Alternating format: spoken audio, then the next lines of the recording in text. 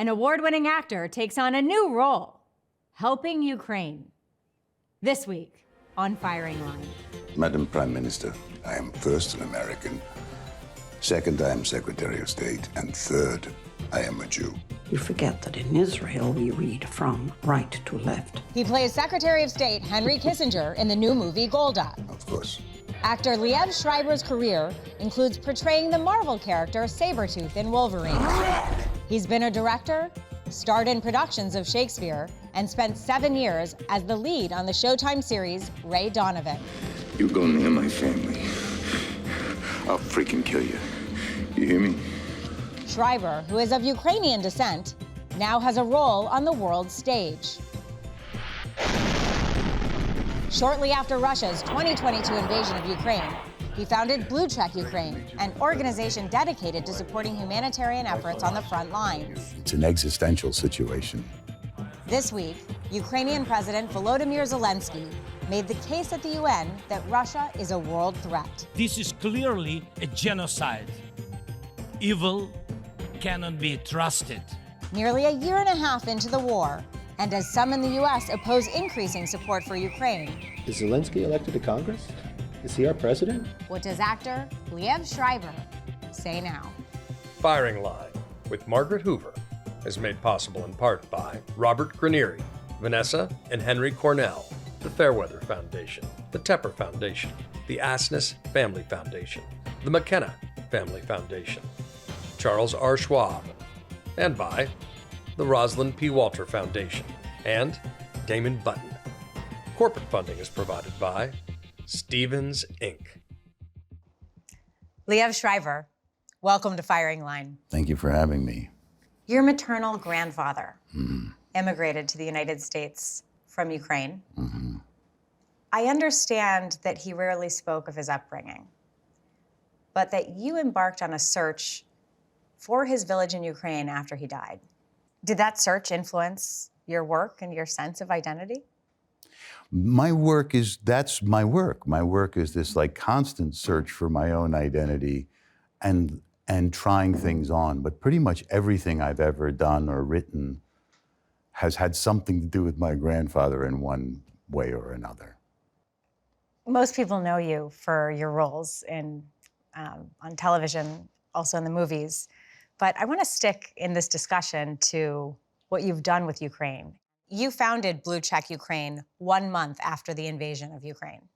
And I'm curious how you decided to create an organization that would vet and identify organizations already existing on the ground to then channel funds from the United States to directly. How did you figure that this is the model, this is the way that you could have impact? Well, the fair answer to that question is there are people who are a lot smarter than me who are helping me get there. Humanitarian Outcomes, which is a watchdog organization for humanitarian aid, published a couple reports, one last June, where they said that of the $2.6 billion, this is last June, that had been sent to Ukraine, only 6 million of that, 2.6, had actually gone to the NGO, the frontline NGOs in Ukraine who are doing the work. Because it's such an acute situation and we have to respond quickly, the importance of working with people on the ground in Ukraine, in other words, localizing aid, finding, because it's the people in the country that are doing the work, right. Finding ways to get them directly the money that they need and the support that they need to do their work was the solution that we came up with. And that's why we went into Ukraine and came out of that with our first 7 or 8 partners. Your Blue Check focuses on medical assistance, mental health, organizations that are providing support for children, providing food, providing shelter. You've called the needs fluid. Yeah. Because they've changed from the beginning of the war to now. Yeah. What are you seeing are the most pressing needs now? And how has that changed from the beginning? It changes a lot. For instance, a great example is the Kakhovka Dam. When the Russians exploded the Kakhovka Dam, it created a huge crisis. And there's a bunch of different components to that. Obviously, there's the need for sheltering and evacuations. But a big thing that people weren't really immediately aware of, and thankfully one of our partners is water. They need fresh Potable water. They need to be able to drink water. So one of our partners, Project Victory, these guys went in right away with trucks full of water and are now installing water filtration systems. So once you kind of stick your finger in the dam, as it were, then you have time to kind of look at the bigger sort of civil sector issues like, children in education. Children are going through a lot of trauma, getting training to their teachers, to their parents, to them on how to help them understand this. It's a huge component of this. Another thing that every time you watch the news and you see another town sort of destroyed by missiles, inevitably it's an elderly woman walking in front of the camera bleeding. So we have an organization called Sterenki who works specifically to help elderly people, because it's the elderly people that are staying in these frontline villages who are saying, what else is there to my life? This is all I have right now. Let them come. They have these defiant attitudes towards the Russians, and sure enough, more often than not, they don't survive these attacks. So for us, it became pretty clear that we needed to come up with a diverse enough portfolio of partners so that we could be able to react to any situation. And we're feeling like we're now 22 and we're pretty confident about their ability to touch pretty much everything. How do you track the utilization of funds that go to these organizations that you've vetted? Well, first of all, we wouldn't exist without our incredible partners who do all the verifying and vetting for us. Obviously, because of the perception and the climate of corruption that people talk about in regards to Ukraine, it's extremely important that we really are very, very careful about how we spend the money and how we account for it. You mentioned corruption. How big of a problem is corruption in Ukraine from your observations? From my observation, I think it's probably a bigger problem in perception than it is in reality, but I don't want to understate it. And I think this administration, in particular, President Zelensky, has been pretty open to criticism on this point and has kind of made it known that if anybody has any information or sources that suggest that there's anything happening corrupt, he's prepared to act on it and wants that information, as being fairly open about it. Yeah, so from what I've seen. In 2022, Transparency International ranked Ukraine as the second most corrupt country in Europe after Russia. And Zelensky has fired more than a dozen senior officials due to allegations of graft and impropriety. So what do you say to critics who have legitimate concerns about corruption in Ukraine and the country's ability to reform? It's a long trip. And what I would say is they should look at people like Natalie Jaresko, the extraordinary ex-finance minister for Ukraine, who had the unenviable job of coming into that country and trying to turn around what was a system that was essentially really following in the model of the old Soviet system, because that's how the government has been controlled for so many years. I don't know if people realize this, but Ukraine, in more ways than one, has been struggling to get out from under the shadow of its Soviet neighbor for quite some time, and now the Russian Federation. And there have been several regimes that have arguably been a lot more loyal to Moscow than they have been to the people of Ukraine. So there is this system, this bureaucratic kind of arcane system that people like Natalie and people like President Zelensky have been trying to turn around. And it's very, very difficult to change. But I think they're doing a pretty great job, at least from my perspective. And certainly I think the president's openness to allegations and pursuing them suggests that this isn't something he's trying to sweep under the rug. This week, President Zelensky delivered his first in-person address to the United Nations General Assembly. And he raised alarms about Russia's weaponization of food, Russia's weaponization of nuclear energy, Russia's kidnapping of children. And he appealed to the global community to continue supporting Ukraine in this fight. Take a look at what he said. The goal of the present war against Ukraine is to turn our land our people, our lives, our resources into a weapon against you, against the international rules-based order. Many seats in the General Assembly Hall may become empty if Russia succeeds with its treachery and aggression. The main thing is that it is not only about Ukraine. More than 100 He also said Russian actions are clearly a genocide. How effectively do you think he made the case to the global community to stay involved in supporting Ukraine? Well, if his own level of risk and passion and emotion isn't a sign of something, I don't know what is. I also know for a fact from our partners on the ground that what he's saying is true, that what's happening in the agricultural, this is the breadbasket of the world, and the way that will impact both us in the West in terms of our trade and our food resources, and in particular, more vulnerable communities like Africa, where the Ukrainian grain is really, really essential. He's absolutely right that, in my opinion, that Putin is weaponizing these resources. And I know that for a fact because one of our partners is a guy named Ryan Hendrickson, who's an ex-Special Forces officer who was injured by a landmine in Afghanistan and now makes it his life work to go to other countries where there are mines that need to be removed and taking care of it. But they've laid mines throughout all these ag lands so that these farmers who go out on their combines and tractors are then killed. So I know that that's happening. I know intimately because we're funding the work to try to make it safe for these farmers to go back into their fields.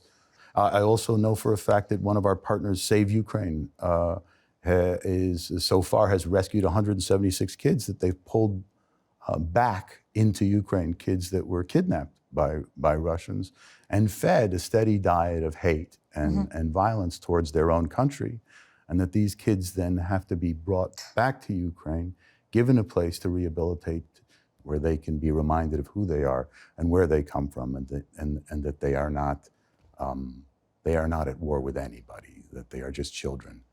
And it's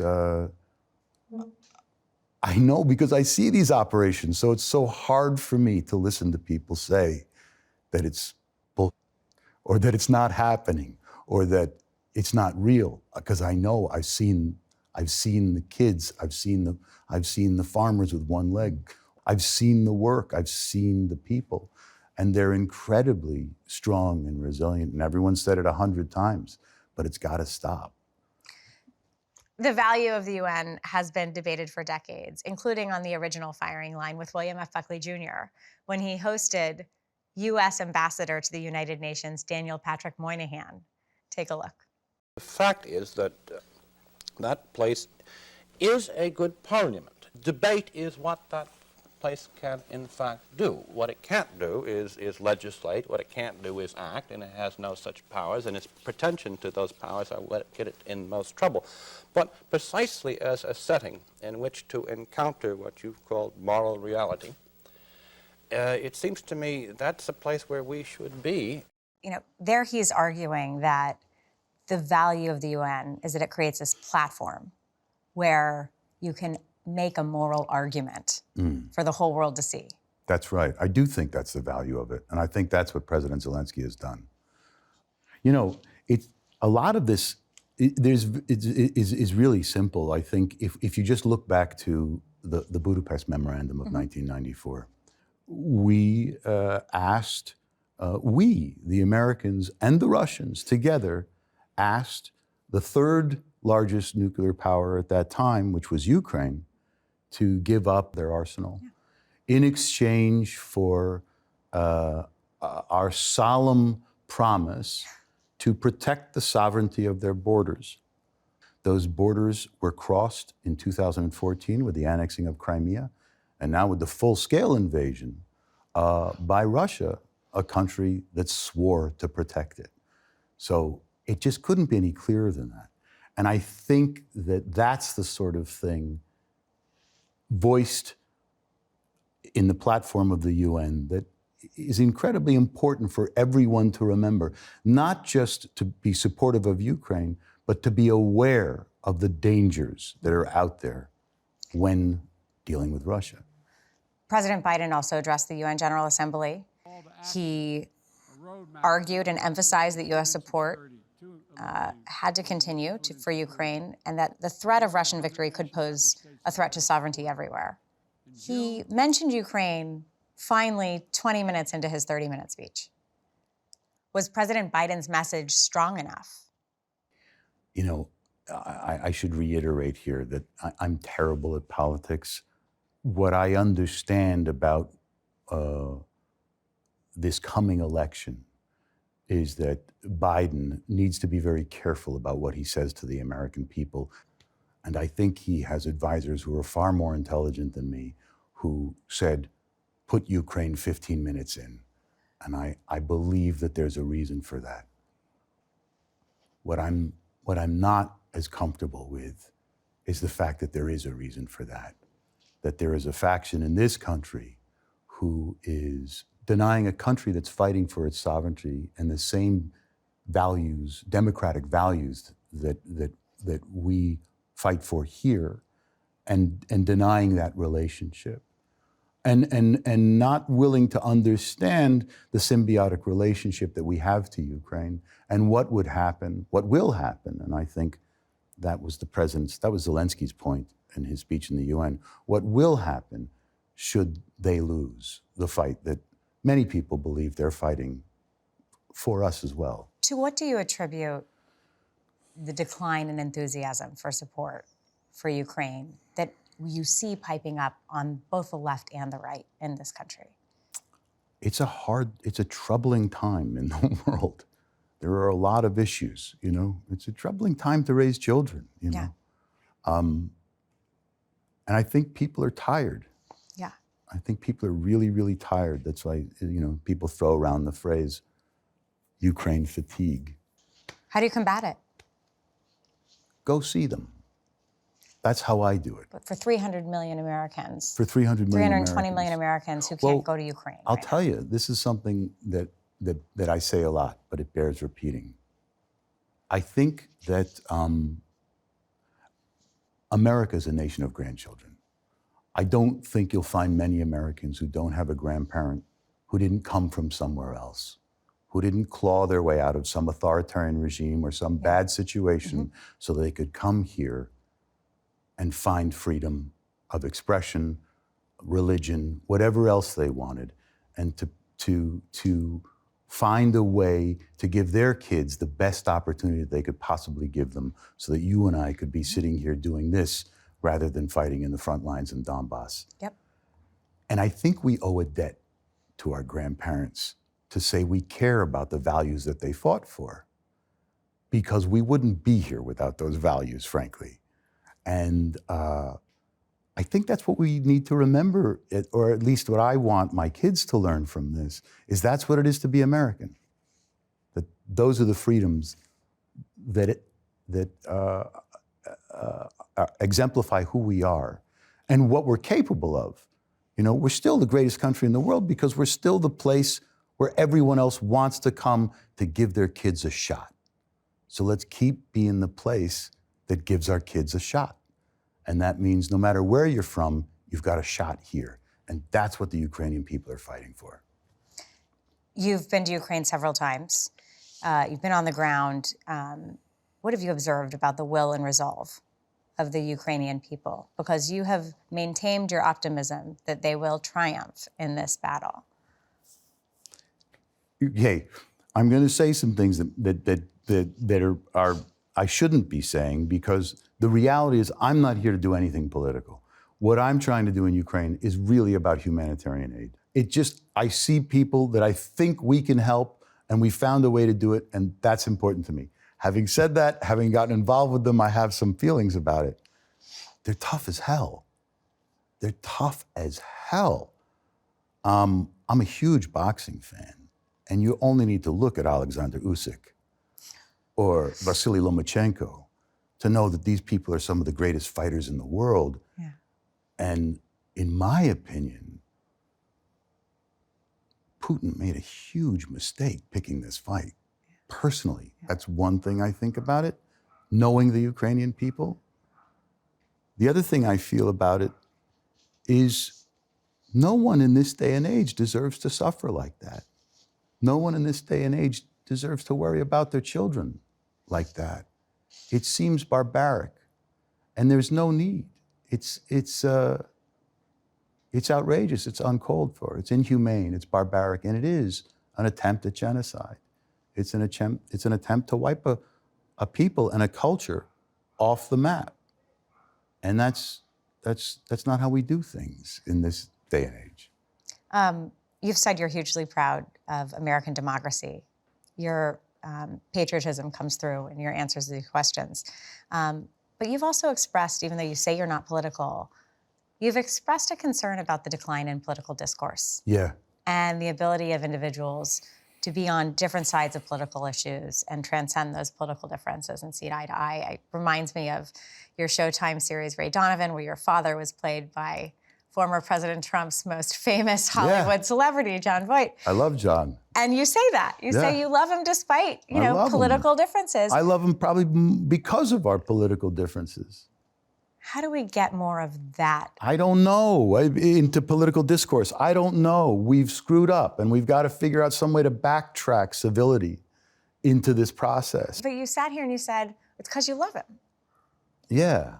And it strikes me, it seems to me that there's some kind of a human component. If push came to shove, I'd lay my life down for him. And I think he'd do the same for me. And I think there's something about that that's, I hate to say it because it sounds corny, that's very American. And I think that's what we need to do for our brothers and sisters in Ukraine right now, is we need to have that kind of pride and compassion. You've balked at the idea of making a movie about this episode in Ukrainian history, but have you thought about how cinematography might capture this moment in a future effort? I have. We just sent the first cut of our documentary portrait of the president to his office, and we're hoping to release it as soon as possible. It's a documentary It's on a President documentary, Zelensky. Yes, on President Zelensky, yes. It's about the evolution of this former actor from a small steel town in southern Ukraine into this extraordinary person who took on the Russian Federation. You've said that being an actor was perhaps the perfect training to be the leader in war. Why is that?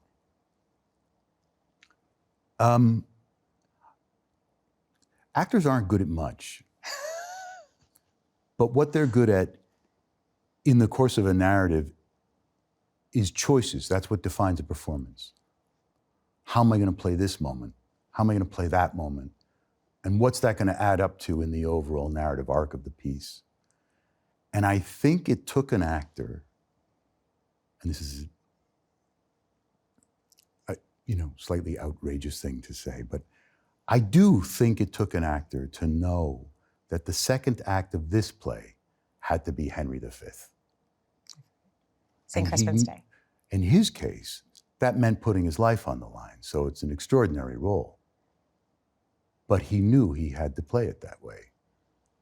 And he's got that level of intelligence. Not all actors do, but he's educated enough and understands the overall world picture and the Shakespearean world picture enough to know that sometimes you have to draw a line in the sand and you have to say, this is bigger than my life. And when people do that, we take notice. Not all great actors are great leaders. That's right. They're not, and most of them aren't. There've been a few, but this one is. And I think his lack of selfishness, in my perspective, to me, knowing what he went through and knowing the choices that he made. Yanukovych got on that helicopter and went home. Yeah. He stayed. He got his cell phone out and he said, "Я тут, мой тут," which in Ukrainian means, I'm here, we're here.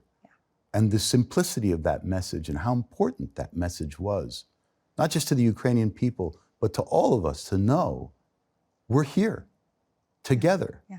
And we can push back. That's the power and the function of our democracy. If we don't like it, we can say no.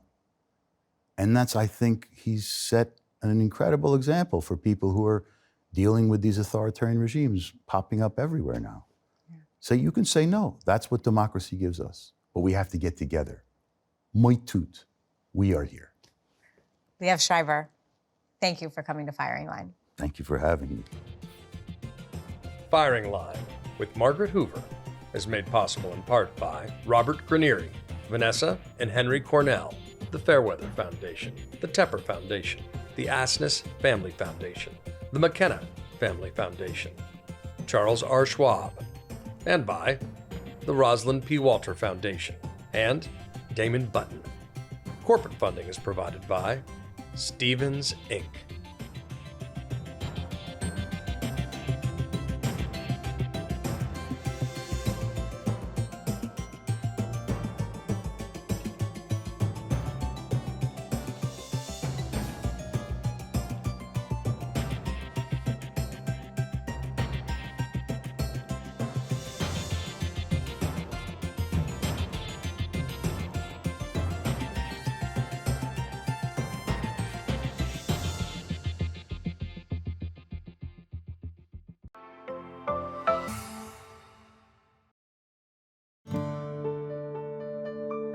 You're watching PBS.